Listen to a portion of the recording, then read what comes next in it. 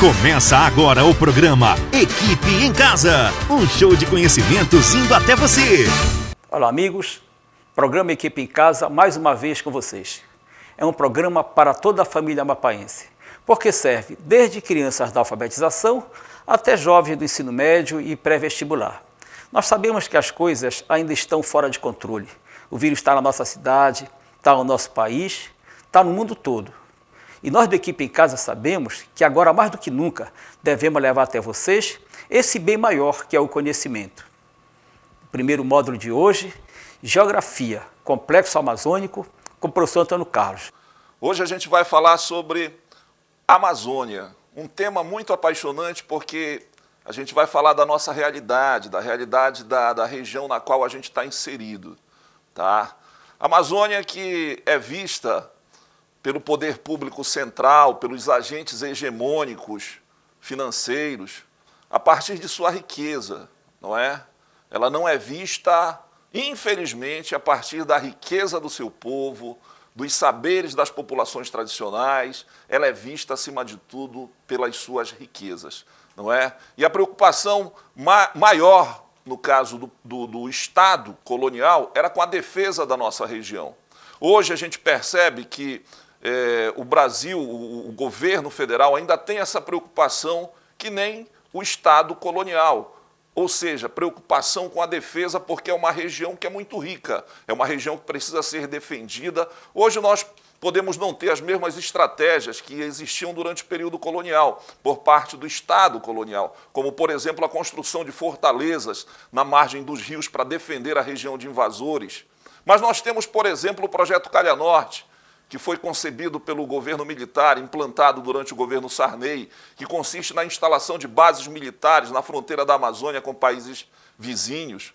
Nós temos o projeto Civan, que monitora o espaço aéreo, que faz um controle do meio ambiente na nossa região. Ou seja, a nossa região ela é vista a partir de suas riquezas e não pela sua população. Isso, infelizmente, é a realidade e vamos para as informações mais importantes que podem cair na prova do Enem. Primeira coisa que você precisa saber é a respeito da diferença que existe entre Amazônia, Amazônia Legal e Região Norte, que são três conceitos muito utilizados nos processos seletivos. Vamos lá. Esse primeiro mapa, ele mostra a Região Norte, que é uma das 5 regiões definidas pelo IBGE. E essa divisão feita pelo IBGE, ela adota critério político-administrativo, ou seja, ela obedece os limites interestaduais para separar as 5 regiões brasileiras, conforme você pode ver aí no mapa. Quais são essas 5 regiões? A região Norte, Nordeste, Centro-Oeste, Sudeste e Sul. Já a Amazônia, no segundo mapa, você pode perceber que além dos 7 estados que compõem a região Norte, nós temos ainda inclusos a metade do Maranhão, quase todo o estado de Tocantins e o norte do Mato Grosso. Essa divisão ela não obedece os limites interestaduais, ela despreza os limites interestaduais e procura se basear na formação histórico-econômica do espaço brasileiro. Cada uma dessas 3 regiões geoeconômicas, Amazônia, Nordeste, Centro-Sul, elas se diferenciam pela sua formação histórica desde o período colonial até os dias atuais. Já o terceiro mapa é o mapa da Amazônia Legal. A Amazônia Legal é uma região de planejamento, galera. É a área de atuação da Sudam. Área de atuação da Sudam. O que é Sudam? Sudam é um órgão de planejamento do governo federal criado em 1966. É um órgão encarregado de executar as políticas públicas de desenvolvimento econômico para a nossa região, ou seja, a Superintendência do Desenvolvimento da Amazônia, a sigla é Sudam, ela aplica recursos federais em grandes empreendimentos econômicos, seja empreendimentos voltados para a agropecuária, para a mineração, enfim, grandes projetos. Fala-se que a Sudam também é responsável por essa ocupação predatória da nossa região, porque ela é o braço direito do governo federal, encarregado de trazer para cá grandes empreendimentos econômicos que destroem o meio ambiente e, acima de tudo, provocam conflitos na nossa região. Tá? Aqui, no próximo slide, a gente tem algumas características gerais do complexo amazônico. É a região geoeconômica que abrange 60% do território do nosso país. É o maior complexo geoeconômico, maior região geoeconômica, tá? É a região geoeconômica menos populosa e menos povoada. Agora, por quê? Isso se deve ao processo histórico de produção do espaço brasileiro. Durante o período colonial, por exemplo, o centro das atenções era o Nordeste, por causa da economia açucareira. Tá? Depois, já no século XIX, você tem uma concentração das atenções econômicas e do povoamento direcionado para o Centro-Sul por causa da mineração, depois a cafeicultura e posterior a industrialização. A colonização do Brasil ela sempre foi concentrada no litoral e a nossa região ela tem um litoral pequeno, é uma região mais interiorana. Daí porque o processo de povoamento, o processo de ocupação foi menos intenso na nossa região, por isso ela se apresenta hoje como a região menos populosa e menos povoada do Brasil. A nossa região ela é ocupada principalmente através da expansão das fronteiras agrícolas e da mineração. São os grandes projetos econômicos que eu havia falado anteriormente. As fronteiras agrícolas elas correspondem a um movimento de expansão da agropecuária em direção às bordas da Amazônia. Hoje, a gente vê que a soja é o principal produto que está sendo implantado nessas áreas de expansão das fronteiras agrícolas. E essa expansão das fronteiras agrícolas, elas constituem a principal causa do desmatamento na nossa região. Além de que esse processo de ocupação predatório da nossa região vem acompanhado de muitos conflitos, porque a gente tem uma ocupação das terras indígenas, uma invasão, melhor dizendo, das terras indígenas, onde essas comunidades reagem a esse processo para defender as suas terras. Você tem um conflito entre o MST e o latifúndio, ou seja, a nossa região ela é permeada de conflitos nesse processo de ocupação predatória que predomina nos dias atuais. O último item que eu coloco para você é que a nossa região ela é foco de atenção a nível mundial. Agora, veja só, ela é foco de atenção a nível mundial pelo desmatamento, pelos conflitos existentes aqui, mas principalmente, galera, ela é foco de atenção mundial porque ela guarda o maior banco genético do planeta. A maior biodiversidade do nosso planeta ela está concentrada aqui na floresta amazônica. E aqui também está uma grande reserva de água doce, não só pelo rio Amazonas e seus afluentes, mas também pelo aquífero de Alter do Chão, que foi localizado recentemente, não é? E concorre com o aquífero Guarani como sendo os dois maiores aquíferos de água doce do nosso planeta. Não é? Então a gente tem biodiversidade, a gente tem minérios, a gente tem água para ser explorada, enfim, a nossa região ela desperta uma atenção mundial muito grande pela sua riqueza. É aquilo que eu falei no início das nossas aulas. Deveria despertar a atenção principalmente pela sua população, pelos saberes tradicionais, onde as sociedades tradicionais, como por exemplo as sociedades indígenas, o ribeirinho, os povos extrativistas se relacionam com a natureza de forma mais harmônica. Mas isso não é uma visão romântica, não é uma visão romântica. A gente sabe que essas comunidades, elas possuem saberes tradicionais, saberes seculares, que não agridem o meio ambiente. Mas, infelizmente, esse conhecimento todo está se perdendo nesse processo de ocupação predatória. O processo inicial de ocupação e produção do espaço amazônico. Veja bem, vestibulando, a ocupação da Amazônia ela tem dois momentos distintos. Tá? O primeiro momento é a ocupação inicial e o segundo momento é a ocupação recente. A ocupação recente é essa ocupação predatória que é feita por grandes projetos econômicos e que começa a partir da década de 50 com a integração rodoviária, com a criação da Sudan já em 1966 e se acentua durante o governo militar. Tá? É uma ocupação marcada por conflitos, marcada por grandes questões, principalmente questões ambientais também. Tá? Já a ocupação inicial é aquela ocupação embrionária, é aquela ocupação que começou no período colonial, principalmente a partir da União Ibérica de 1580 a 1640, quando o Tratado de Tordesilhas ele perde validade e a partir desse momento os portugueses puderam ter livre acesso à nossa região. Tá? Essa ocupação inicial, ela começa como sendo uma ocupação ribeirinha, ou seja, feita através dos rios. No período colonial, nós não tínhamos estradas, não é? Os meios de locomoção eram os rios, tá? Quem veio para a nossa região? Vieram os missionários para catequizar os índios, que começaram a fundar os primeiros povoados, vieram os militares para construir fortalezas na margem dos rios. Essa era a principal estratégia de defesa, conforme eu já falei anteriormente. Defender a Amazônia, uma região rica de invasões. Qual estratégia? Construção de fortalezas nas margens dos rios. Por quê? Porque a nossa região ela era invadida, ela era povoada através dos rios. Então, defendê-los era fundamental. Está aí a fortaleza de São José, em Macapá, não é? Defendendo a foz do rio Amazonas. É só um exemplo. Quem veio também para cá foram os droguistas do sertão, galera. Nesse período colonial, os recursos da floresta, muitos que eram considerados como especiarias para os colonizadores, produtos exóticos, eram conhecidos pelo nome genérico de drogas do sertão. O que seriam as drogas do sertão? Produtos típicos da nossa região, como cacau, castanha, guaraná e outros. No período colonial não foi encontrado ouro, pedras preciosas que despertassem grande atenção. Houve sim um momento em que o desenvolvimento econômico, a ocupação econômica foi voltada para a exploração das drogas do sertão. E a partir desse momento, dessa ocupação ribeirinha, nós temos a formação de uma rede urbana dendrítica.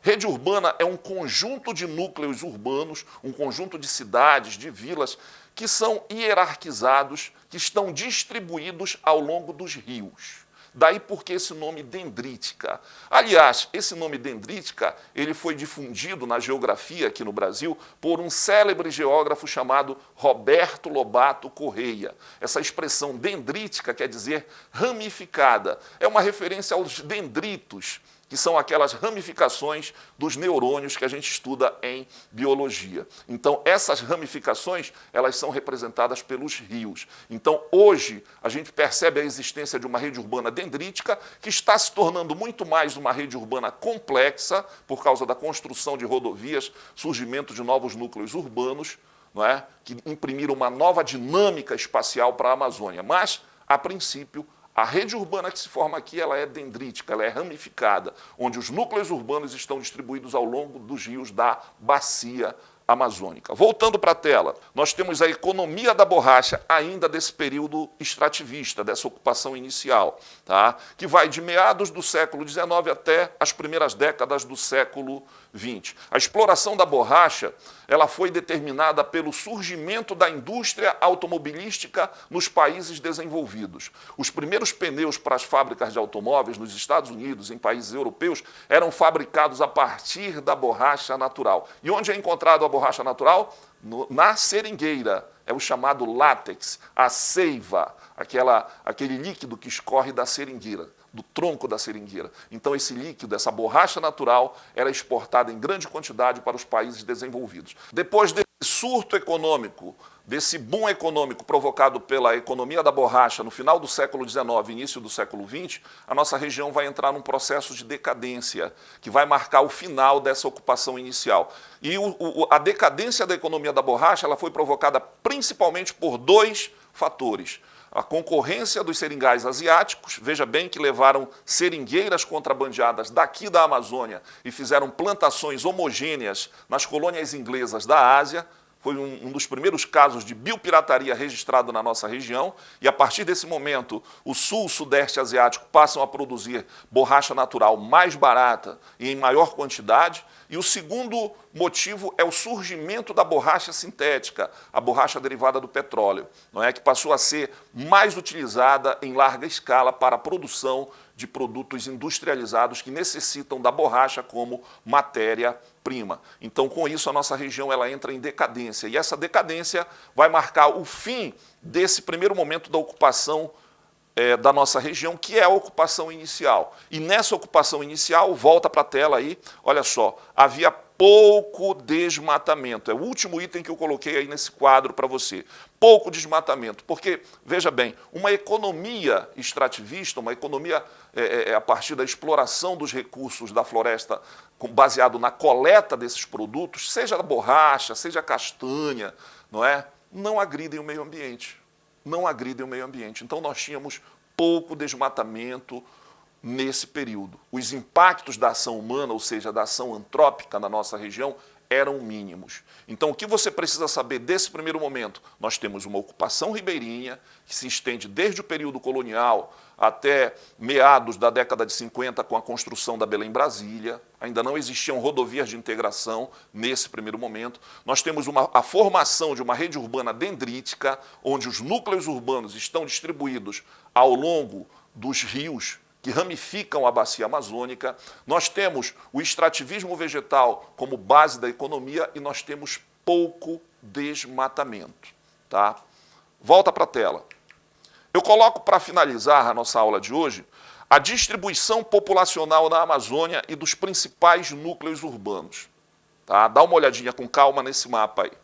Você percebe que esses pontinhos indicam os principais núcleos urbanos da nossa região, onde os dois núcleos urbanos maiores, as manchas vermelhas maiores, representam Belém e Manaus, que são as duas metrópoles que exercem uma forte polarização sobre toda a nossa região. Essa distribuição populacional e de núcleos urbanos, galera, corresponde à formação de uma rede urbana que a princípio era dendrítica, hoje é complexa, tá? Onde os núcleos urbanos, nessa rede urbana dendrítica, eles se localizam principalmente nas margens dos rios. Tá? Bom, galera, para o Enem eram essas as informações que a gente tinha para a aula de hoje e eu desejo de coração para você bons estudos e vamos em frente. Grande abraço a todos. Viram por que o mundo inteiro cobiça a Amazônia? É pelas riquezas que ela guarda. Equipe em Casa volta já. Completamos 100 dias em atividades no regime remoto e nós não paramos. Proporcionamos para quase 1.000 alunos a continuidade do aprendizado. Foram quase 1.200 videoaulas inéditas, quase 24.000 horas de atividades ministradas, mais de 80 professores envolvidos, mais de 100 colaboradores nessa jornada. O nosso muito obrigado. Para nós, o novo normal já não é novidade. Colégio Equipe, segundo e terceiro lugar geral no Enem. Um novo conceito. Pensando nisso, o Maracá criou o Maracá Expresso, um lugar que entende você que tem pouco tempo e que procura por produtos de qualidade.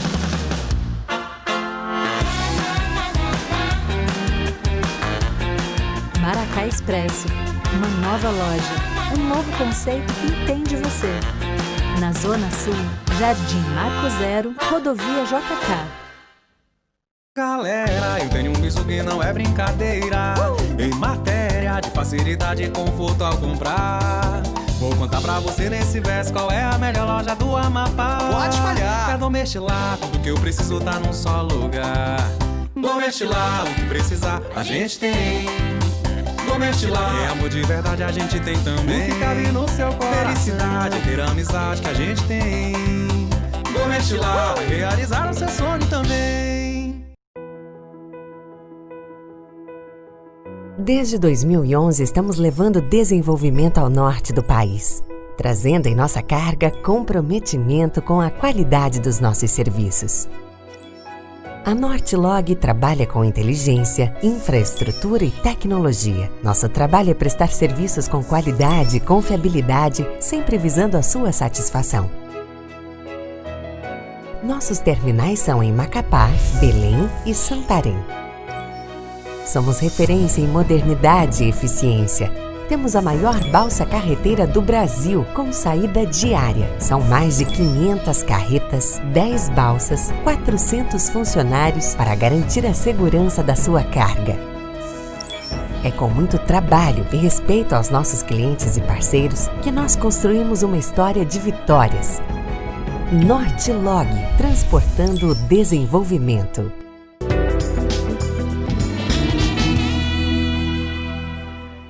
Neste segundo módulo, vamos ver literatura. O que foi o movimento barroco no Brasil? Com a professora Jaqueline Sanches.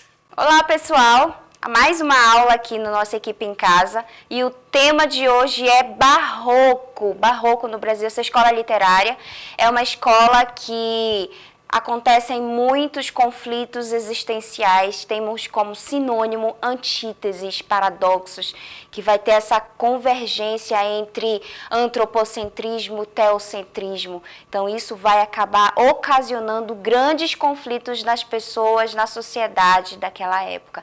E a gente tem fortes, grandes influenciadores como o Gregório de Matos Guerra e o Padre Antônio Vieira, como os principais representantes dessa escola literária na poesia. Tá? Em uma das poesias que a gente chama de cultismo e conceptismo, tá? Jogos de ideias e jogos de palavras em que essas palavras em que vai se preocupar e o que eu vou expressar. Vamos lá? Olha só, quando a gente vê essa primeira imagem, a gente já vê isso, a igreja, o poder que na época a igreja tinha. Então essas cores fortes, cores vibrantes, né, de ouro, né? Então a gente lembra também a questão da mineração, a gente lembra da conquista de territórios, se a gente lembrar a questão do período século XVII, XVI, XVII, a gente lembra da descobrimento, colonização do Brasil, conquistas, né, as riquezas, a exploração do ouro, tudo isso a gente lembra aqui. O Barroco desenvolveu-se no século XVIII ao início do século XIX, época em que na Europa esse estilo já havia sido abandonado. Nem em todos os lugares irão ser adotados a questão do Barroco, porque o Barroco, no Brasil especificamente, quando a gente fala para temas, para Enem, para a questão de prova, a gente tem que se centrar no Brasil.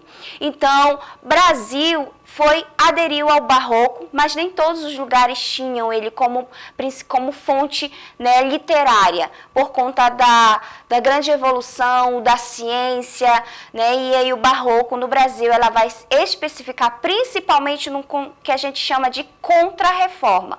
A igreja vai se voltar contra, né, a resgatar o poder através das pinturas e esculturas, a gente lembra até de Aleijadinho aí, na sua escultura. Olha isso aqui.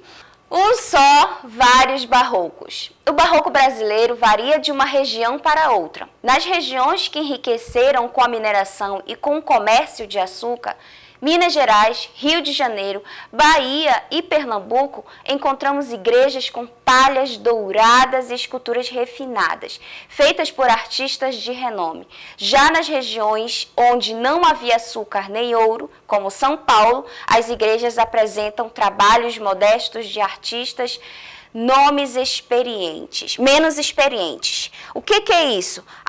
Para ver o quanto que o barroco no Brasil era especificado em relação aos detalhes na igreja. As igrejas são monumentos, são fontes artísticas agora. Se a gente for lembrar, até hoje temos ainda esses monumentos nos nossos estados brasileiros, principalmente na Bahia. Até em Belém, se a gente for ver, entrar nas igrejas, você vai ver as construções da época do barroco. Aquelas que tinham pinturas fortes, muita pintura dourada, coisas bem refinadas, com detalhes de ouro, com muitos santos, expressando essa questão do resgate mesmo da questão religiosa, tá? Expressões do barroco brasileiro. Profundamente ligado à religião católica, o barroco brasileiro está presente até hoje em inúmeras igrejas construídas por todo o país, mas está também em muitas outras construções como prédios públicos, moradias e chafarizes. Olha aí, então, como são encontrados os monumentos barrocos. Olha aqui esse chafariz, mas arte aqui, a escultura barroca. Aqui a antiga Câmara e Cadeia Mariana de Minas Gerais, olha aí como ela era, a estrutura que muitas ainda são preservadas até hoje. Escultura completando a arquitetura.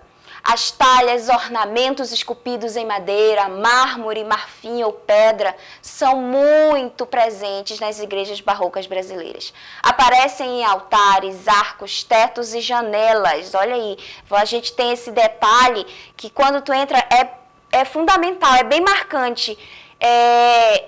Esses detalhes de pinturas no teto. Na igreja era como a sensação, como se você estivesse no céu. porque é bem alto, os tetos, o teto era bem alto, com as pinturas de anjos, arcanjos, né, de céu, para que o fiel se sentisse, olhasse e tivesse a sensação de estar mais próximo do céu. Era a proposta mesmo do barroco religioso, né, de resgatar o poder da igreja. Então, aparecem altares, arcos, tetos e janelas recobrindo praticamente todo o interior da construção. Podem ter motivos florais, figuras de anjos, espirais, enfim, formas que sugerem movimento e quebram a monotonia das linhas retas, daquela coisa mais tradicional da época. As de madeira, com várias cores, são chamadas policromadas. As mais vistosas, porém, são as douradas, revestidas por uma fina película de ouro. Em algumas igrejas, a talha se combina com a pintura, como na igreja de São Francisco de Assis, em São João del Rei. Essa capela de São Francisco, São João del Rei. Olha só os detalhes, vejam os detalhes. Aqui nas paredes, os detalhes, sempre tem os detalhes dourados, sempre tem muitos anjos, né, no teto, com essa intenção mesmo de mais próximo do céu. Aqui mais uma escultura também, outra pintura da imagem barroca, sempre com imagens religiosas. Aqui uma representação de Jesus. E vamos às características do barroco brasileiro. Quais são as características, agora que é importante para fins de prova, né? As características. O homem é conduzido pela fé agora. Vai ser o resgate do poder religioso. Resgate. Agora pensa no conflito, quando eu falo em conflito, se vivia o Renascimento. A escola literária anterior ao barroco era o Renascimento. E o Renascimento era aquela escola literária em que prevalecia o antropocentrismo, era o homem no centro de tudo. Então, agora eu quero resgatar a fé. Imagina, eu pequei e agora estou acostumado aqui com o pecado. E eu tenho que voltar porque eu não quero ir para o inferno. Então, a igreja vai fazer esse conflito, o homem vai ficar naquele, será que eu vou para esse lado, eu vou para esse lado, eu vou para os pecados carnais? Ou não, é Deus, eu tenho que ter temor, eu tenho que seguir essas regras, e agora? Olha aí, esses eram os conflitos mais comuns dentro dessa escola literária. Então, prevalece o teocentrismo, extravagância e exuberância, paradoxos e contrassensos, depressão vital, texto hermético, o destino das nações é conduzido por Deus. Então, salvação da alma, eu me preocupo com a minha salvação, rebuscamento e originalidade, sentido nacionalista nas artes e místico, celeste, espiritual, sempre esse lado espiritual, religioso, de salvação. As poesias também serão centradas na religiosidade, em salvação, em buscar a salvação, em pedir perdão. E pequei, meu Deus, pequei, mas estou aqui pedindo perdão dos meus pecados. E isso sempre será mostrado tanto na arte quanto na literatura. E as diferenças, olha só, o Renascimento teve origem na Itália, era um movimento que retomava os valores da antiguidade clássica, era antropocentrista e procurava independência da igreja e das artes. Olha só como agora vai mudar esse conceito totalmente. Já o barroco tinha uma conciliação de ideias clássicas com as medievais, dualismo ideológico, teocentrismo versus antropocentrismo, sempre vai ter essa rivalidade aí, contrariamente à arte do Renascimento, que pregava o domínio da razão sobre os sentimentos, a razão sobre os sentimentos. Vamos aqui às principais obras, para a gente finalizar as principais obras do Barroco: Gregório de Matos Guerra, Padre Antônio Vieira, Manuel Botelho de Oliveira, Bento Teixeira e Sebastião da Rocha são os principais nomes de autores da literatura barroca.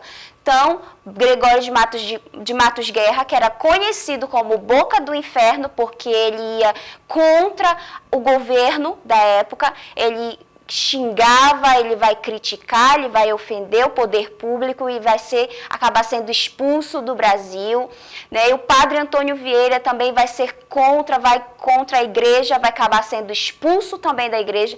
Eram contra as situações e a igreja queria resgatar aquilo, que quem fosse contra a igreja ia acabar sendo, alguma coisa vai acontecer ali. tá? Então, Dona Ângela, a mesma Dona Ângela, é muito legal porque o Gregório de Matos Guerra aparece muito no Enem, as poesias dele, tá? As crônicas de Gregório de Matos Guerra. Porque ele tinha um estilo lírico, amoroso, satírico, religioso, tá? Ele não era contra a religiosidade, tanto que ele faz grandes antíteses nas suas poesias em relação: pequei, Senhor, hei de ter pecado, mas quanto eu tenho me despido, mais tens a me perdoar. Então ele abusa, ele faz muito, existem muito essas antíteses, assim como o Padre Antônio Vieira, maravilhoso, o Padre Antônio Vieira, que foi super conhecido pelos sermões, o Sermão da Sexagésima é um dos mais conhecidos também, o Padre Antônio Vieira, já apareceu também nas provas do Enem. E o Manuel Botelho de Oliveira é músico do Parnaso, também faz esse lado mais oral, né, de música. Bento Teixeira foi quem introduziu o barroco no Brasil, ele foi o precursor do barroco no Brasil com a obra Prosopopeia. E Sebastião da Rocha, História da América Portuguesa, também faz esse lado um pouquinho já representando a próxima escola literária, que é o arcadismo, que no outro momento a gente vai falar. Então, essa é a escola literária barroco. Espero que tenha ajudado e é isso aí, vamos à luta. Lembre-se que as matrículas já estão abertas para o Colégio Equipe. Não perca essa oportunidade. É isso aí, pessoal. Arquitetura e esculturas. Equipe em Casa volta já.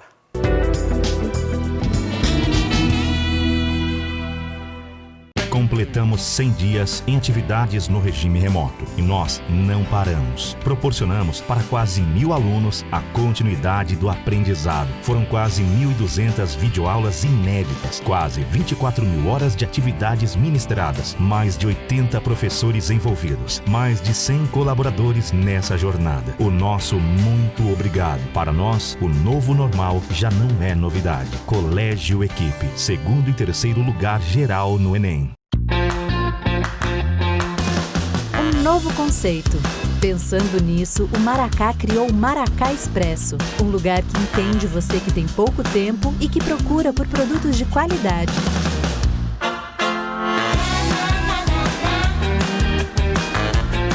Maracá Expresso, uma nova loja, um novo conceito que entende você. Na Zona Sul, Jardim Marco Zero, Rodovia JK.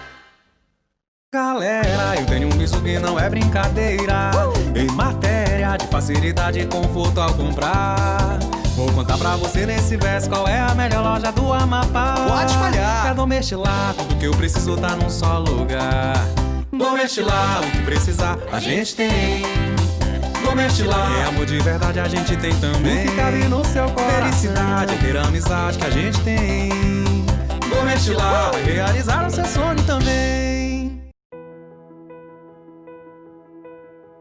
Desde 2011, estamos levando desenvolvimento ao norte do país, trazendo em nossa carga comprometimento com a qualidade dos nossos serviços. A Nortelog trabalha com inteligência, infraestrutura e tecnologia. Nosso trabalho é prestar serviços com qualidade e confiabilidade, sempre visando a sua satisfação. Nossos terminais são em Macapá, Belém e Santarém. Somos referência em modernidade e eficiência. Temos a maior balsa carreteira do Brasil, com saída diária. São mais de 500 carretas, 10 balsas, 400 funcionários para garantir a segurança da sua carga. É com muito trabalho e respeito aos nossos clientes e parceiros que nós construímos uma história de vitórias. Nortelog, transportando o desenvolvimento.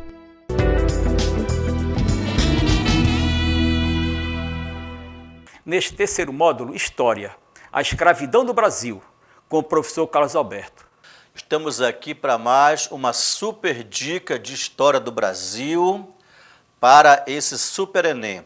O nosso tema de hoje é um dos temas mais recorrentes nesses mais de 20 anos de Enem, que é exatamente o tema, o processo de resistência negra à escravidão.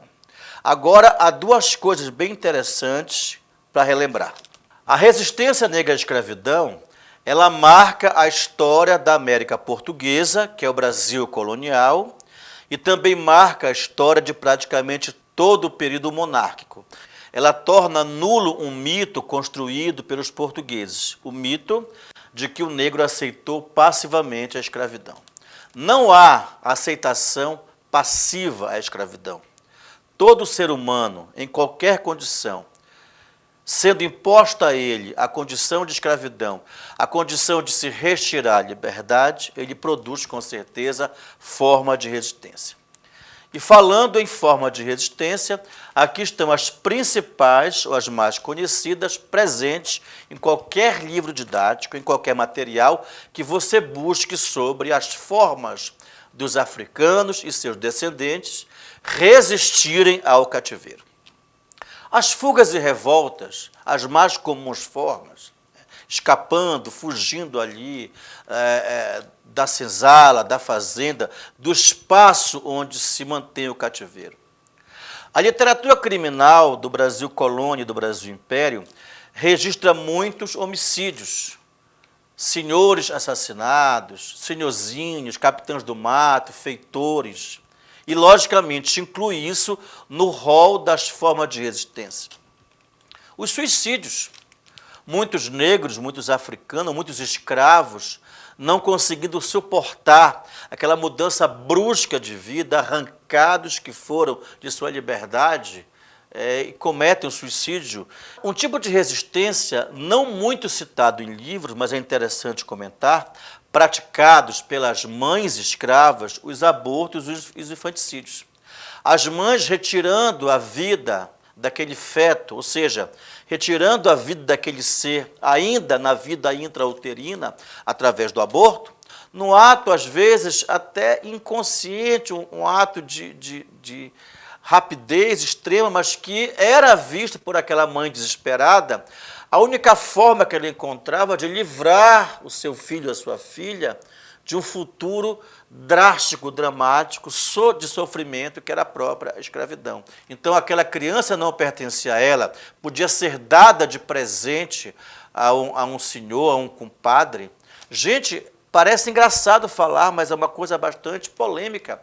Era comum, por exemplo, quando uma sinhazinha branca completava ali seus 6, 7, 8 anos, um senhorzinho completava ali seus 8, 9, 10 anos, ganhar de presente um escravinho. O banzo, a famosa doença da saudade. O africano, o escravo, não suportando aquela mudança brusca de vida, ele era um guerreiro, era uma princesa, era um livre, era um sacerdote, agora um objeto, uma peça de trabalho. Não conseguia comer, não conseguia dormir, não conseguia trabalhar, ficava fraco, definhava, adoecia, se matava, ou então morria do próprio definhamento do corpo. Aí você olha, pelo olhar da ciência hoje, pelo olhar da medicina, o olhar da psicologia, o olhar da ciência, e você percebe que, na verdade, era uma doença hoje muito famosa que atingia esse escravo, a depressão. As irmandades, ou irmandades negras, geralmente urbanas, às vezes reunidos ali os escravos por laços de parentesco, de uma identidade comum, de uma língua, das mesmas origens africanas às vezes, as irmandades eram criadas com a intenção de manter ali laços culturais, de língua, de religiosidade, danças, músicas, práticas de culinária, irmandades como a Casa da Mina, em São Luís do Maranhão, de origem do reino de Daomé, ainda existe em São Luís, uma das mais antigas irmandades, e que tenta manter, sobreviver esses aspectos da própria cultura negra. Não se pode falar em resistência negra sem falar em resistência religiosa. Sem falar no africano, tentando manter vivos os rituais religiosos, tentar manter viva a sua religiosidade africana, diante da imposição do cristianismo. E aí, nesse processo de resistência, você vai ter várias práticas. Por exemplo, você vai ter a igreja, através de uma certa tolerância, até de uma certa dose de negociação, permitindo que esses negros, essas negras, desenvolvam certas práticas da sua religião, desde que aquilo seja dirigido ao cristianismo. O politeísmo é a existência de vários deuses. No cristianismo não há o politeísmo, há a crença em um só Deus. Mas a existência dos santos católicos fez os africanos trabalharem com certa analogia e causar o sincretismo, fingir que está devotando a fé para um santo católico, mas, na verdade, devotando a fé para uma entidade orixá equivalente na África. Isso provoca uma fusão, uma mistura. A palavra sincretismo, ela quer dizer fusão, mistura. É por isso que você fala hoje no Brasil em religiões de matriz africana ou em sincretismo. Quais são os dois grandes exemplos a nível nacional? O candomblé na Bahia e um pouco mais tarde, já depois da abolição, a Umbanda no Rio de Janeiro, onde você tem claramente a mistura ali de rituais cristãos e rituais africanos. Mas vamos jogar para o nosso lado, trazer para cá, para o lado de cá do Amazonas, o nosso marabaixo, o nosso batuque. Não existe Santíssima Trindade, que são as entidades mágicas devotadas no marabaixo. A Santíssima Trindade é cristã, não há na África nisso. Mas se você perceber, o restante do ritual do marabaixo é africano. Em algum momento, a igreja permite que o ritual aconteça, desde que ele seja dirigido ao cristianismo. Olha o batuque. O batuque, regra geral, é dedicado a um santo, que é padroeiro da comunidade. Não há esse santo, São Joaquim, São Benedito, da Santa Piedade, não há na África. Mas há forma de você agradecer aos deuses pelo rei que foi curado, pelo príncipe que nasceu, pela boa colheita. A forma de resistência mais conhecida, ou a mais clássica, são os quilombos. As fugas. Esse africano não pode voltar para a África. O índio, quando fugia, se reorganiza em tribos, se reorganiza em comunidade, no espaço que ele já conhece. O africano vai tentar, aqui no espaço que não é a África, tentar reorganizar a vida em um reino africano. Variando aí quilombos com 3, 4 famílias, quilombos com 100 famílias, quilombos com mais de 20, 30 mil aquilombados, como aconteceu com o caso de Palmares, quilombos que vão ter atividades econômicas diversas, que vão ter reis, rainhas, sacerdotes, guerreiros. Você sabia que em Palmares havia escravos? Palmares haviam índios brancos foragidos da justiça, dada toda a diversidade desse quilombo. E falando em Palmares, tem que lembrar que ele é o mais conhecido, ele existiu aproximadamente ali no interior das Alagoas, por volta de 1630 a 1694, 95. A ele nós associamos uma importante figura e emblemática, que é Zumbi de Palmares, que não aceitou a negociação do seu tio Gangazumba em baixar as armas e escravizar os que eram escravos no quilombo e libertar os que não traziam a marca da escravidão, ou seja, os que nasceram lá, e o Zumbi, que nasceu em Palmares, que seriam libertados, não aceitou, ou liberta todos, ou a luta continua. O quilombo é destruído em 1694 pelas tropas do bandeirante paulista Domingos Jorge Velho, e o Zumbi consegue reorganizar a resistência, e nessa reorganização da resistência, ele cai numa emboscada e é morto no dia 20 de novembro de 1695. E esse dia é importante para nós trabalharmos uma outra questão. Durante muito tempo aqui no Brasil, houve um embate entre duas datas que simbolizariam festividade e importância para os negros no Brasil. O 13 de maio de 1888, que lembra a abolição da escravidão, a tal da Lei Áurea, a famosa Lei Áurea, e o 20 de novembro de 1695, que lembra a morte do Zumbi. Quando você tem um mesmo evento mudando de data, você tem na história aquilo que você chama de ressignificação.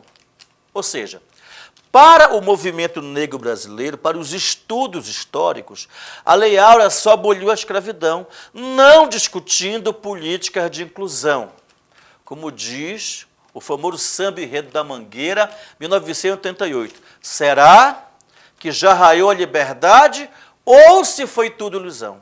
Será ou será que a Lei Áurea tão sonhada, há tanto tempo assinada, não foi o fim da escravidão? Porque a Lei Áurea aboliu a escravidão como se apagasse um passado e continua o racismo, a segregação, a população afrodescendente sendo aquela que concentra a pobreza, a exclusão, a falta de acesso à escola e a outros padrões sociais, econômicos.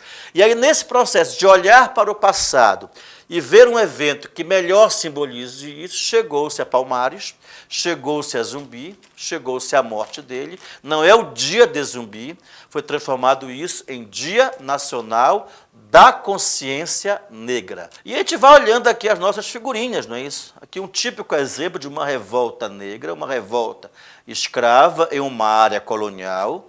A literatura da época registra muito isso. Nós temos aqui, por exemplo, a foto, um desenho aqui, na verdade, do Zumbi e da sua esposa Dandara, que também são figuras que simbolizam essa resistência.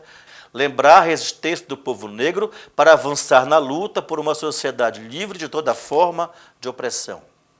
Nós temos aqui também citado uma importante revolta que aconteceu lá na Bahia, em Salvador, em 1805, uma revolta que reuniu mais de 1.500 escravos, toda escrava e alguns negros libertos, a famosa revolta dos malês. Eram africanos de origem islâmica, uma revolta que amedrontou as elites, porque mostrou para elas o nível, a capacidade, o grau de organização e de politização também desses escravos urbanos e negros e negras que viviam na Salvador daquele período.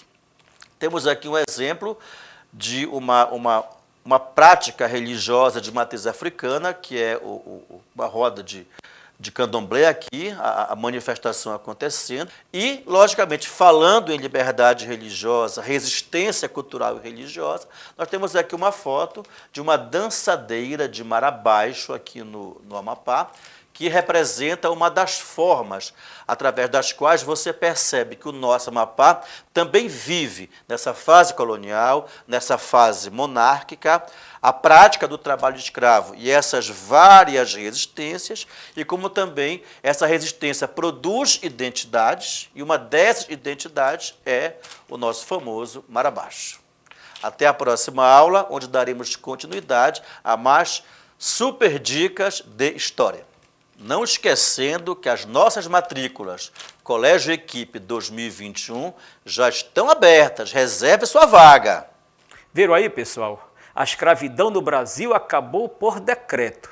Equipe em Casa volta já.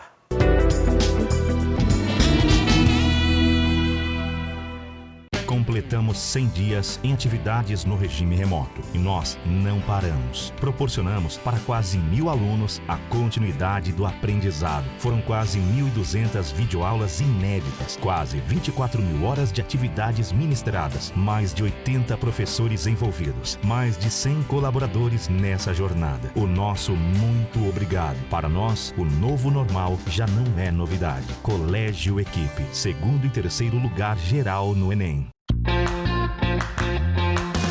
Um novo conceito. Pensando nisso, o Maracá criou o Maracá Expresso, um lugar que entende você que tem pouco tempo e que procura por produtos de qualidade.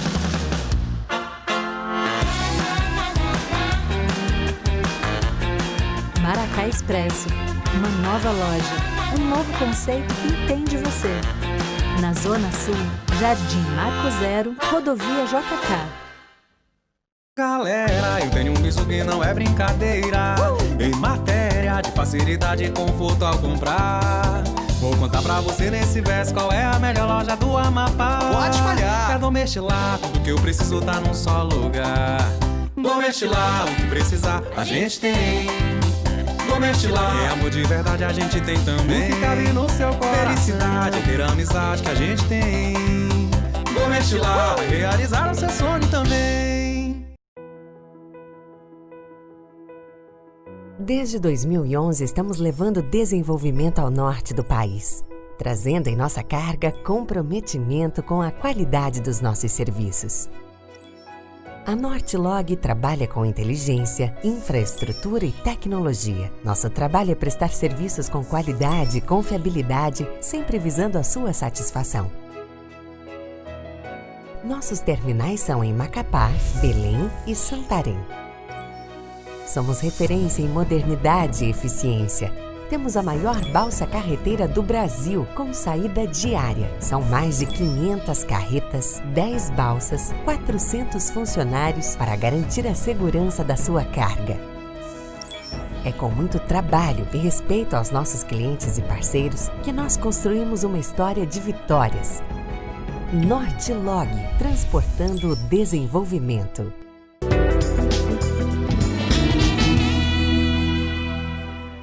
Neste quarto módulo, matemática, multiplicação, com os professores Jairo e Soleane. Olá, tudo bem? Voltei e hoje eu estou com um novo colega. Olá, tudo bem? Meu nome é Jairo, sou professor de matemática e vim aqui somar com vocês. Muito bom, e hoje nós vamos falar de mais uma operação básica da matemática, a multiplicação.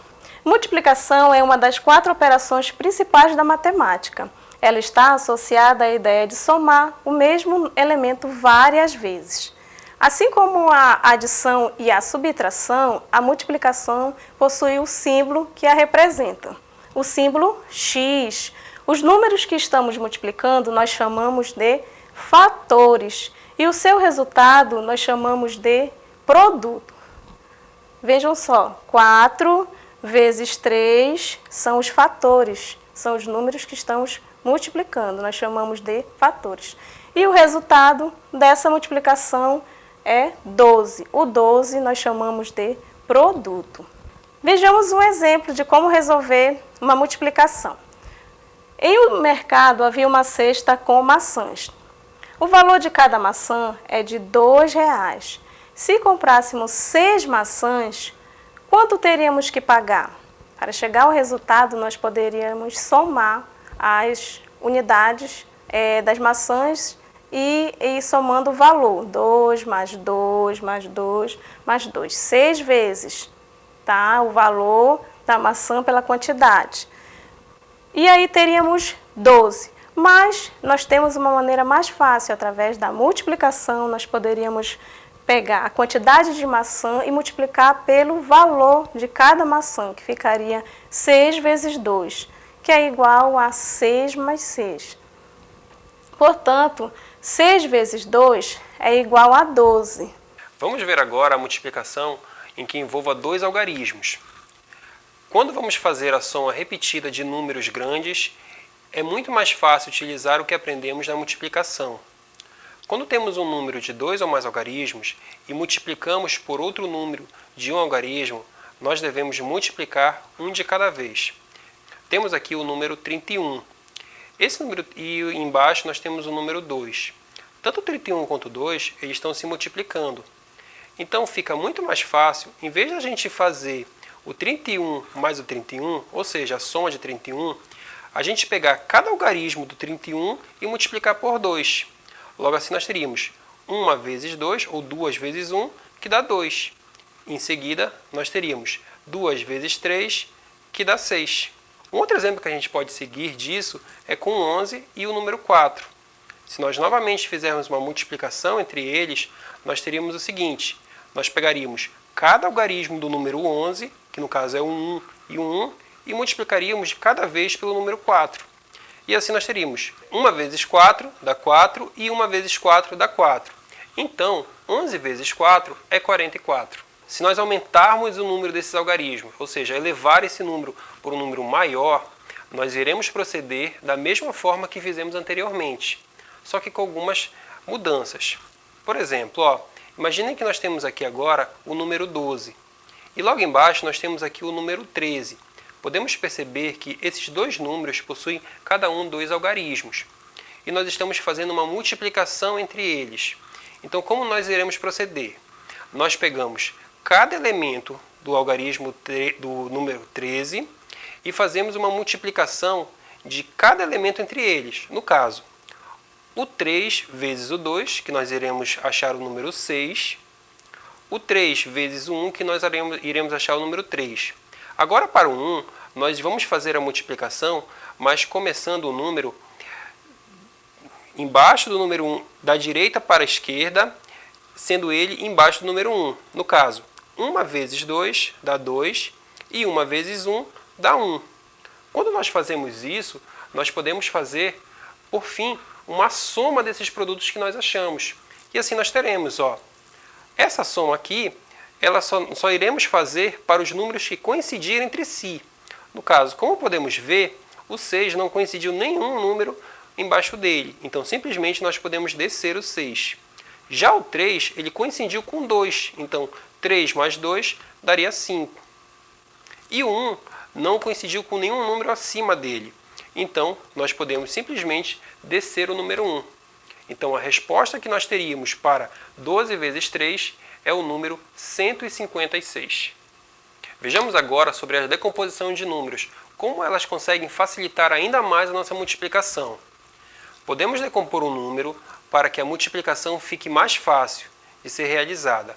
Sabemos que 12 é a soma de 4 mais 8. Assim, nós podemos multiplicar tanto 4 quanto 8 por 2. E teremos o seguinte: 4 vezes 2, ou 2 vezes 4, vai ser igual a 8. E 2 vezes 8, que é igual a 16. Então, para nós sabermos quanto seria 12 vezes 2, basta a gente somar o produto que nós fizemos para 2 vezes 4 e o produto que a gente fez para 2 vezes 8. 8 mais 16, que é igual a 24. Então, nós temos o quê? Nós temos que, se a gente quiser somar um número como 12 vezes o 2, nós podemos dividir o 12 em partes menores e fazer a multiplicação de cada uma dessas partes. Os seus produtos, somamos e achamos o resultado. Quando a gente fala em multiplicação, nós podemos ver que ela nada mais é do que uma evolução da soma. Então, quando a gente trabalha sobre multiplicação, muitas ideias surgem em nossa mente. As principais ideias que nós podemos ver que surgem em nossa mente são a adição de parcelas iguais e a disposição retangular. A adição de parcelas iguais. Quando temos que somar um número diversas vezes, nós podemos fazer esse processo de uma forma mais rápida através da multiplicação. Então, para que eu não precise ficar somando 2 mais 2 mais 2, eu posso resumir em uma multiplicação. Vejamos, diga o número de buquê de rosas abaixo, para que eu não precise ficar repetindo. 3, que o primeiro buquê possui 3 unidades, eu posso simplificar essa adição. Eu posso transformar a quantidade de rosas em um buquê, que é 3, e multiplicar pela quantidade de buquês. 3 vezes 4. 3 vezes 4, que é igual a 12. Ok? Então, eu resumi, eu transformei a adição de parcelas em uma multiplicação. Essa é outra maneira, outra ideia de resolver uma multiplicação. A segunda ideia mais utilizada para resolver uma multiplicação é a de disposição retangular.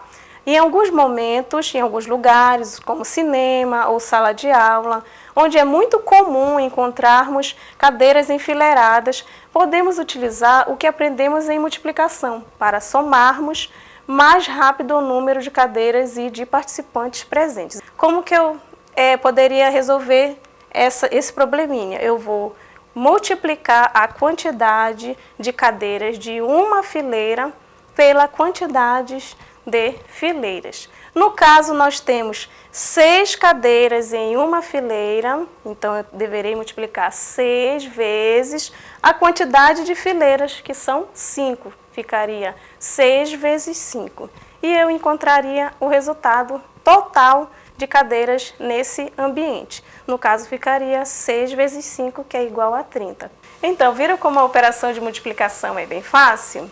E esse material que acabamos de passar a vocês encontra-se no canal Equipe. Qualquer dúvida, entre em contato com a gente, pode mandar mensagem em nossas redes sociais e até o nosso próximo programa. Até o nosso próximo programa. E matrículas abertas. Vocês preferem somar ou multiplicar? Eu prefiro multiplicar. Pessoal, 2 meses no ar, 8 programas. Eu quero agradecer a audiência e agradecer as palavras de reconhecimento que temos recebido. Para nós é uma satisfação e até a próxima. Termina aqui, Equipe em Casa. Um show de conhecimentos indo até você.